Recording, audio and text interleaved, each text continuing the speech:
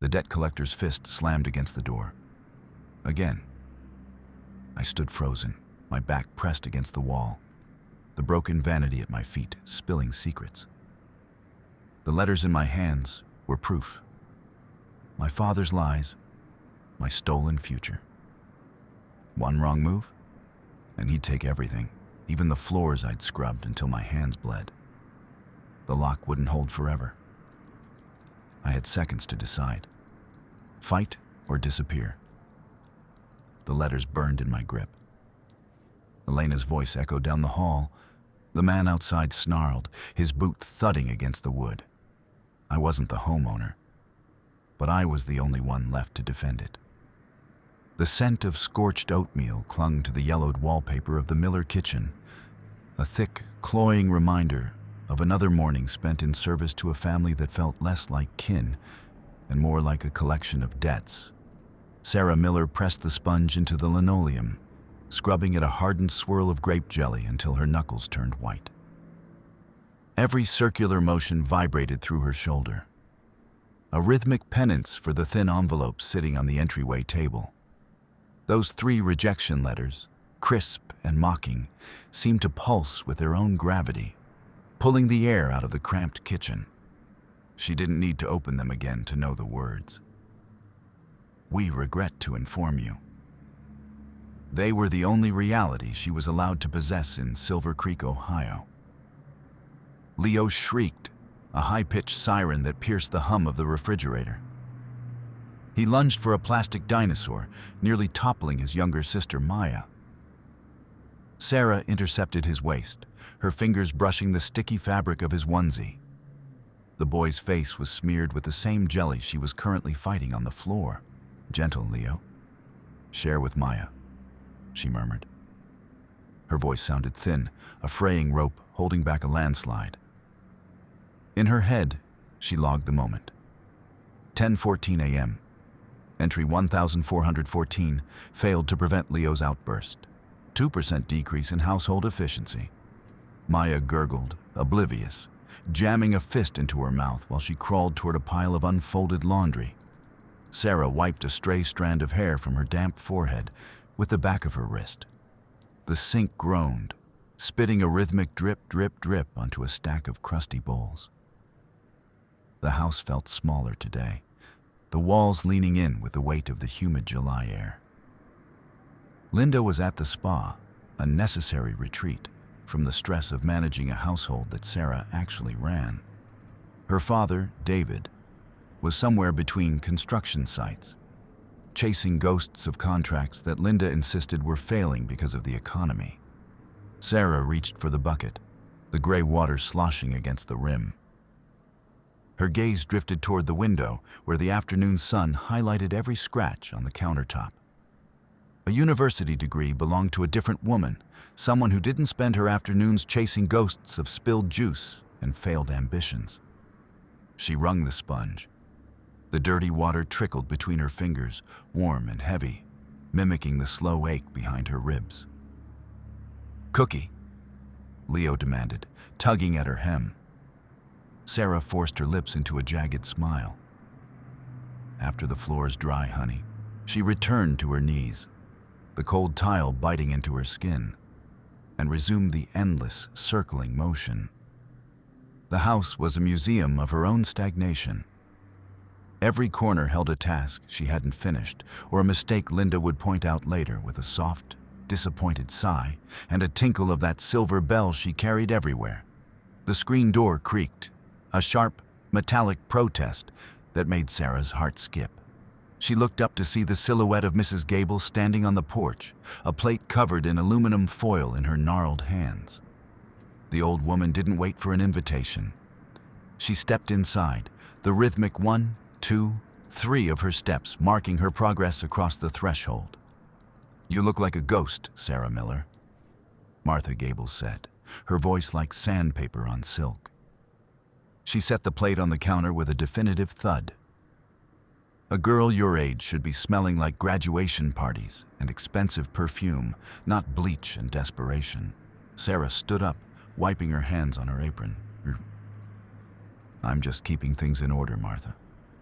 Linda says the house reflects the soul. Martha snorted, the sound sharp in the quiet kitchen. She leaned in, the scent of lavender and old books drifting off her floral print dress. Linda treats you like a draft horse and calls it a favor. I've watched you from across the street. You're eroding, child, like a stone in a fast river. Pretty soon, there won't be anything left of the girl who used to read calculus books for fun at the library. Sarah looked away, her eyes landing on the ledger sitting on the microwave. I have responsibilities here. My father needs the help. The business it's struggling. The only thing struggling in this house is the truth, Martha whispered. She touched Sarah's arm, her skin like parchment. You've got a brain that could map the stars, yet you're counting the tiles on the floor. Take your autonomy back before it's been traded away for a clean kitchen. The conversation was cut short by a heavy thud at the front door. Not the polite knock of a neighbor, but a demanding, rhythmic pounding that rattled the pictures on the wall. Sarah's stomach did a slow, sickening roll. She moved toward the entryway, her feet heavy on the groaning floorboards. Through the frosted glass of the front door, she saw a man. He was large, wearing a suit that looked like it was losing a fight with his shoulders. He smelled of cheap cigars and aggression even through the wood. Richard Evans didn't wait for her to open the door fully. As soon as the latch clicked, he shouldered his way into the gap. "David Miller?" he barked, his voice vibrating in the small hallway. "He's not here," Sarah said, her voice steadier than she felt. She planted her feet, trying to ignore the way he loomed over her. "I'm his daughter. How can I help you?" "Daughter, wife, doesn't matter," the man growled. He reached into a leather briefcase, pulling out a sheaf of papers. "This property is flagged for asset seizure. Default on the commercial equipment loan. I'm here to inventory the interior." He moved to step past her, his heavy boot landing on the rug Sarah had vacuumed just an hour ago. Something in Sarah snapped. It wasn't a loud break, but a cold, hard crystallization of all the apologies she had stored in her ledger. She shifted her weight, her shoulders slamming into his chest. "You don't have a warrant, and you don't have permission," she said, her voice dropping an octave. "Move aside, girl. I'm doing my job." He pushed back, his hand gripping her upper arm. Sarah didn't think. She grabbed the edge of the heavy oak door and pulled. As he tried to wedge his foot into the frame to keep it open, she threw her entire weight against the wood. The door slammed into his boot with a sickening crunch. The man let out a strangled yelp, pulling his foot back as Sarah threw the deadbolt. The metal click sounded like a gunshot in the sudden silence. Subverted beat, 1.3. Sarah leaned her forehead against the cool wood of the door, her breath coming in jagged gasps. Her heart hammered against her ribs, a wild bird in a cage. She had done it. She had protected the house. She had stood up for her father, for the family, for the sanctuary Linda claimed they were all working so hard to maintain. She felt a strange, flickering warmth in her chest, a sense of competence she hadn't felt in years. She had been the shield. David would be proud. Linda would have to admit for once that Sarah was essential. She turned away from the door, her hands still trembling with adrenaline. The hallway felt different now, charged with the electricity of her defiance. She had protected their secrets, their dignity. She walked toward the living room, intending to check on the twins, but her hip caught the edge of Linda's ornate mahogany vanity. The piece was top-heavy, and in Sarah's shaky state, she stumbled. The vanity tipped. Sarah lunged to catch it, but her fingers slipped on the polished wood. It crashed to the floor with a sound like a falling tree. The impact shattered the delicate mirror, sending shards of silvered glass skittering across the floor like frozen rain. "Oh no," Sarah whispered, dropping to her knees. "No, no, no." She grabbed the edge of the vanity to right it. But as she pulled, she noticed something odd. The bottom drawer hadn't just fallen out. It had splintered, revealing a hollow space behind the backing, a hidden compartment lined with velvet. Inside weren't jewels or heirlooms. Inside was a thick stack of envelopes. Sarah's breath hitched. She reached in, her fingers brushing against heavy, high-quality paper. She pulled out the top envelope. It was thick, embossed with the gold seal of Stanford University. She opened it, her eyes scanning the lines. "Dear Ms. Miller, it is with great pleasure that we offer you admission." She dropped it. She grabbed the next one. Yale. The next. Princeton. All of them were acceptance letters. All of them were dated months ago. She looked at the floor, at the rejection letters she had received, the ones on flimsy paper, with slightly blurred ink, the ones she now realized were forgeries. The warmth she had felt moments ago turned into a searing, acidic ice. Her act of loyalty in protecting the house had led her to the evidence of her own execution. She hadn't been protecting a home. She had been guarding a prison. The family she had just fought for had spent months watching her wither, feeding her lies while they tucked her future into a secret drawer. The realization hit her like a physical blow to the stomach, making her retch. She wasn't an academic failure. She was a victim of a calculated domestic heist. The silence of the house was suddenly shattered by a scream from the backyard. It wasn't a playful shriek. It was a sound of pure, unadulterated terror. Sarah scrambled to her feet, the acceptance letters fluttering to the floor like dying birds. She ran through the kitchen, her socks sliding on the linoleum she had worked so hard to clean. She burst through the screen door into the heavy, humid air of the backyard. At the far end of the yard, near the rusted swing set, Leo and Sam were backed against the wooden fence. Their small faces were pale, their eyes wide with a horror no 3-year-old should know. Standing 10 feet away was a Doberman. It was a stray, its ribs showing through a scarred black coat, its ears cropped into jagged points. It wasn't barking. It was growling, a low mechanical vibration that seemed to shake the very air. Strands of thick, yellowish saliva hung from its jowls. "Leo, Sam, don't move!" Sarah shouted, her voice cracking. The dog shifted its focus to her, its yellow eyes locking onto hers. It lowered its head, the muscles in its haunches bunching. The twins were sobbing now, a soft, rhythmic sound that only seemed to agitate the animal further. Sarah looked around desperately. Her car keys were with Linda. The house was locked behind her. The only thing within reach was a heavy garden rake leaning against the shed. She lunged for it, her fingers gripping the rough wooden handle just as the dog leaped. The animal was a blur of black muscle. Sarah swung the rake with every ounce of strength she possessed, the metal tines whistling through the air. The rake caught the dog in the shoulder, diverting its path.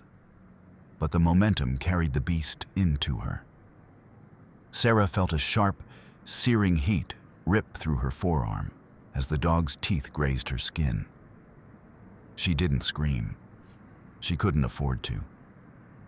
She shoved the rake handle into the dog's chest, pinning it back against the dirt. The animal snapped at the wood, its teeth clicking like castanets. "Run! Inside! Now!" Sarah yelled at the twins. The boys scrambled toward the porch, their little legs pumping. Sarah waited until she heard the screen door slam before she let go of the rake. She backed away slowly, the blood from her arm dripping onto the grass in heavy, dark circles. The dog snarled one last time, then turned and bolted through a gap in the fence. Sarah collapsed against the shed, her breath coming in shallow hitches. The sky above was turning a bruised purple, the first heavy drops of a thunderstorm beginning to fall. She looked at her arm. The laceration was deep, the edges jagged and white before the blood filled them in. It burned with a rhythmic, pulsing fire. She had to get inside. She had to clean this up. She had to fix the vanity. She had less than 2 hours before Linda returned from the spa, and the world was already beginning to tilt. Inside the kitchen, the twins were huddled under the table, whispering their double apology to the air. "Sorry, doggy." "Sorry, Floor. Sorry, Sarah." The sound broke her heart more than the wound on her arm. "It's okay, babies," she whispered, her voice trembling. "It wasn't your fault." She moved to the sink, the cold water stinging the wound as she rinsed it. The scent of copper mixed with the smell of the rain hitting the hot pavement outside. She needed bandages, but more than that, she needed to hide the blood. If Linda saw this, she would find a way to make it Sarah's fault. She would say Sarah was negligent for letting the boys out. She would use the injury as proof that Sarah was unstable. While searching the cabinets for the first aid kit, Sarah's hand brushed against something cold and plastic in the back of the trash can. She pulled it out. It was a burner phone, cheap and disposable. The screen was cracked, but it flickered to life when she pressed the button. There was only one contact. R. Evans. Sarah's blood ran cold. She opened the messages. Evans. "The inventory is scheduled for Tuesday. Make sure the girl is there to witness it. We need the psychological pressure to trigger the default. Linda, she's already broken. Just make it look official. David doesn't suspect a thing. Once the business is seized, he'll have no choice but to use my inheritance to bail us out. He'll be mine completely." The room spun. Sarah gripped the edge of the counter, the burner phone feeling like a live coal in her hand. Linda wasn't just faking letters. She was actively destroying Sarah's father. She was tanking the business to create a dependency, a trap where she was the only savior. Sarah walked back to the living room, her steps heavy. She picked up the Stanford letter again. Full ride scholarship. The words mocked her. She had been a prisoner of a war she didn't even know was being fought. She sat on the floor amidst the glass shards and the acceptance letters, the storm outside finally breaking in earnest. Thunder shook the house, the vibrations rattling her teeth. She looked at the letters, then at the burner phone, then at the blood-soaked rag on her arm. The girl with the ledger was gone. In her place was someone who finally understood the math of her life. The debts weren't hers. They were Linda's, and it was time to collect. The power flickered once, twice, and then died. The house was plunged into a thick, suffocating darkness, lit only by the intermittent strobe of lightning. Sarah heard the electronic locks on the doors engage. A safety feature David had installed, now a cage. She was trapped inside with the ghosts of her stolen life. And she could hear the gravel of the driveway crunching under the tires of Linda's car. The front door opened. The silver bell tinkled, a soft, predatory sound that cut through the thunder. "Sarah? Why are the lights off, dear?" Linda's voice floated through the dark, syrupy and sharp. "And what on earth is that smell? Is that blood?" Sarah stood up in the center of the living room, the Stanford letter clutched in her hand. "The record is updated, Linda," she said, her voice cold and flat. "Entry 1415, the day I stop apologizing." The lightning flashed, illuminating Linda standing in the doorway. The woman didn't look like a socialite anymore. In the jagged white light, her red nails looked like talons, and her smile was a thin, jagged line of war. "Oh, Sarah," Linda sighed, stepping into the room. "You always did have a habit of looking into things that don't concern you." The confrontation was no longer a matter of chores and ledgers. It was a fight for the very air in Sarah's lungs. The darkness in the living room felt like a physical weight, a thick curtain of velvet that muffled the sound of the rain drumming against the roof. Every time the lightning flashed, the room jumped into sharp, skeletal relief. The shattered mirror, the scattered letters, Linda's frozen, predatory mask. "You stole them," Sarah said, her voice a low vibration that seemed to come from the floorboards themselves. "You sat there and watched me cry over those fake rejections. You watched me scrub your floors while you had my future locked in a drawer." Linda took a step forward, the silver bell in her hand, giving a tiny, mocking jingle. "I saved you, Sarah. Look at you. You're high-strung, obsessive, fragile. You wouldn't have lasted a week at Stanford. You would have crumbled under the pressure, and then what? You'd be back here, but with $100,000 in debt. I kept you where you're useful, where you're safe." "Safe?" Sarah gestured to her bleeding arm, the white bandage she'd managed to wrap around it, already blooming with a fresh red stain. "A dog almost killed the boys today, Linda. Where were you? At the spa? Or were you busy texting Richard Evans about how to bankrupt my father?" Linda's expression didn't soften. It hardened into something metallic. She dropped the facade of the doting stepmother like a discarded coat. "Your father is a weak man, Sarah. He's been drowning since your mother died. I'm just providing the anchor. He needs to be managed." "You both do." She moved with a sudden, feline grace, lunging for the stack of letters on the floor. Sarah was faster. She stepped on the Stanford envelope, her weight pinning it to the rug. Linda grabbed Sarah's hair, her fingers twisting into the dark strands with a brutal, practiced efficiency. She shoved Sarah back against the kitchen island, the wood biting into Sarah's spine. "Give me the phone, Sarah," Linda hissed, her face inches from Sarah's. The scent of expensive lilies and cold rain rolled off her. "I know you found it. Give it to me, or I'll call the police right now. I'll tell them you snapped. I'll show them the boys' terrified faces. I'll show them your ledger, the proof of your mental instability. Who do you think they'll believe?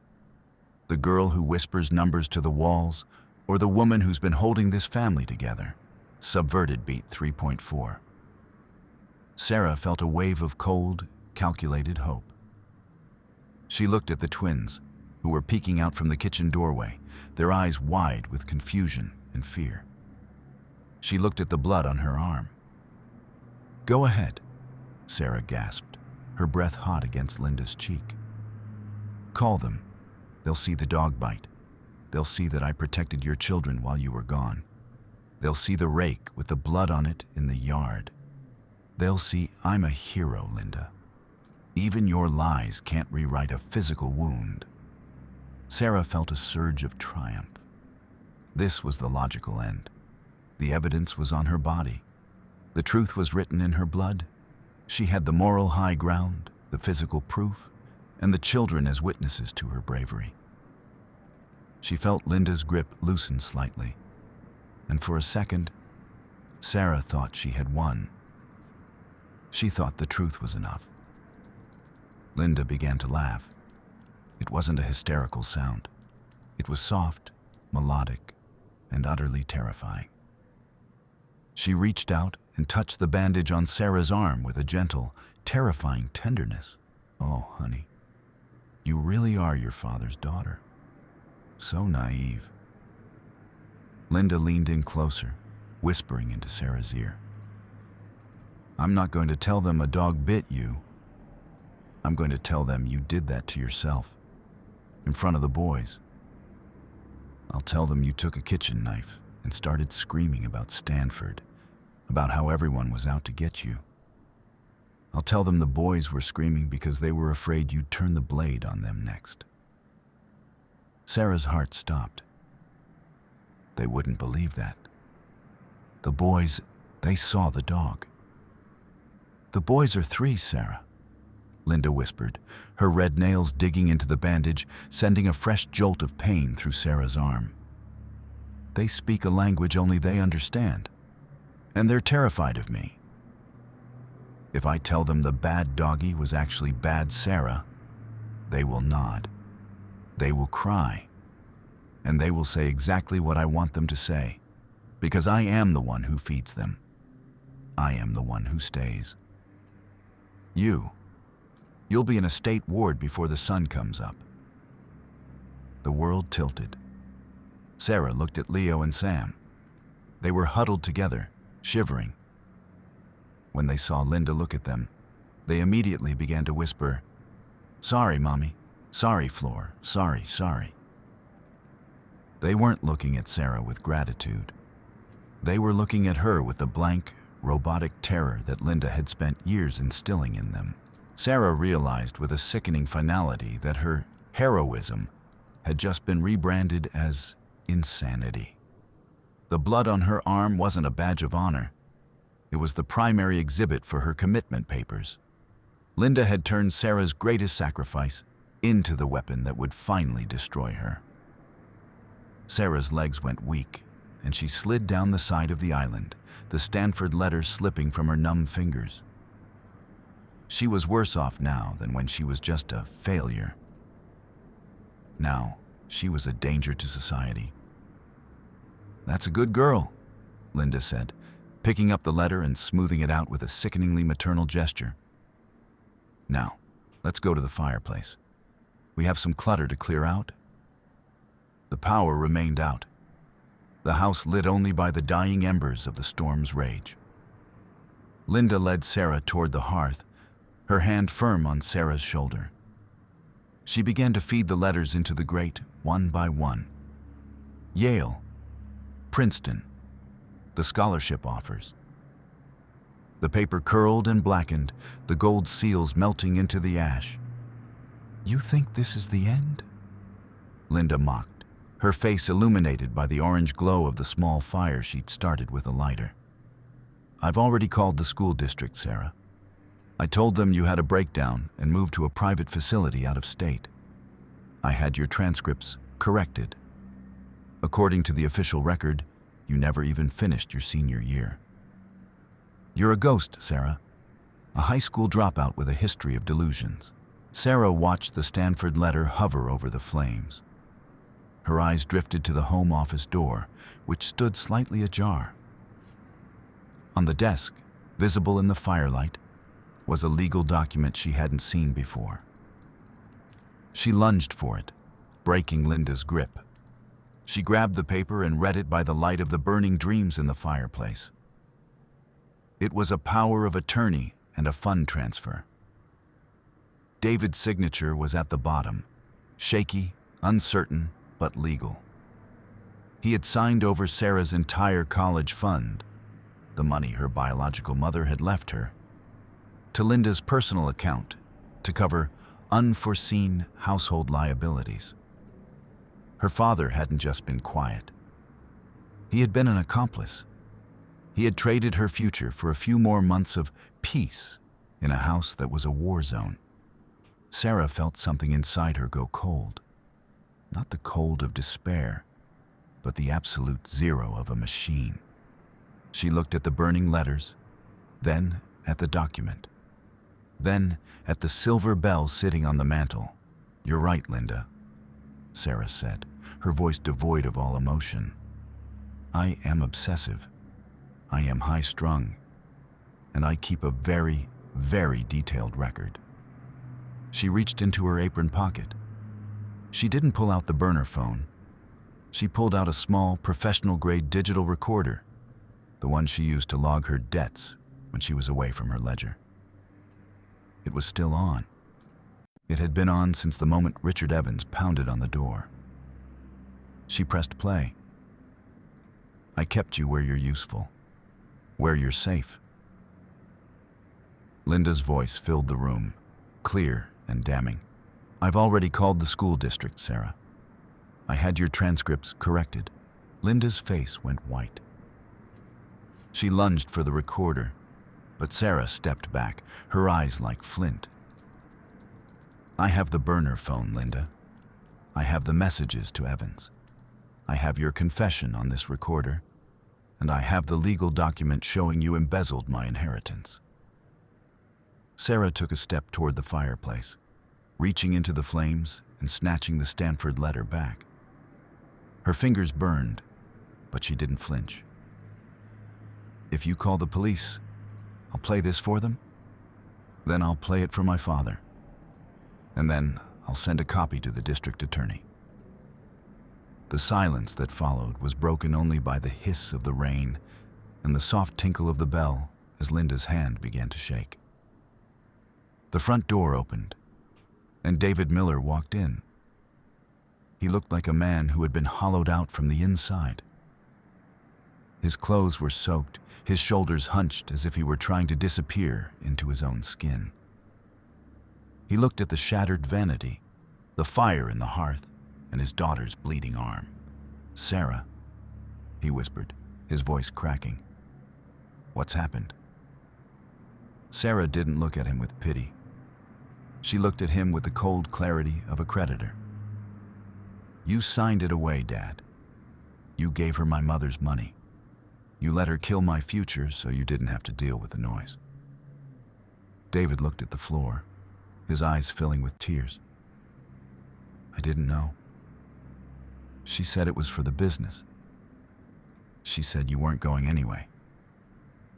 I was going to Stanford, Sarah said, holding up the charred but legible letter. I had a full ride, and you helped her burn it. She walked over to him, her steps measured and heavy. Go to your truck. Get the emergency cash you keep under the seat. All of it? Sarah, Now, Dad, she commanded. Or I play the recording. I'll make sure the bank sees the fraud. I'll make sure Linda goes to prison, and you go with her for signing those papers. David looked at Linda, who was staring into the fire, her face a mask of ruined ambition. He turned and walked out into the rain. 10 minutes later, Sarah stood at the edge of the driveway, the humid night air thick with the smell of ozone and wet earth. In her hand was a thick envelope of cash and her Stanford letter. Her arm throbbed, a rhythmic reminder of the price of her freedom. She didn't say goodbye. She walked down the street, her silhouette orange under the sickly glow of the street lights, until she reached the Greyhound station at the edge of town. The station was a cavern of flickering fluorescent lights and the smell of stale coffee. Sarah sat on a hard plastic chair, watching the black and white tiles. She didn't count them. She didn't need to. The math of her life was finely balanced. Her phone buzzed. It was a number she didn't recognize. Hello? 1, 2, 3, 14, a voice whispered. Martha? I saw you leave, child, Mrs. Gable said, her voice warm and steady. I called the admissions offices at Stanford and Yale 3 months ago. I told them there was a family crisis and to keep your files active. I told them you were a girl who knew how to survive a storm. Your spot is still there, Sarah. It's been waiting for you. Sarah leaned her head against the cold glass of the station window. For the first time in 10 years, she didn't think about her ledger. She didn't think about her debts. The bus pulled into the lot, its engine a low, vibrating roar that shook the floor. Sarah stood up, her legs steady. She climbed the steps, the scent of old smoke and travel greeting her. As the bus pulled out of Silver Creek, she watched the orange lights of the town vanish in the rearview mirror. She opened her notebook to the very last page. She didn't write an apology. She didn't log a mistake. She simply wrote, Entry 1416, Arrival. The sun began to rise over the Ohio plains, a thin ribbon of gold breaking the horizon. Sarah Miller closed her eyes, and for the first time in her life, she breathed.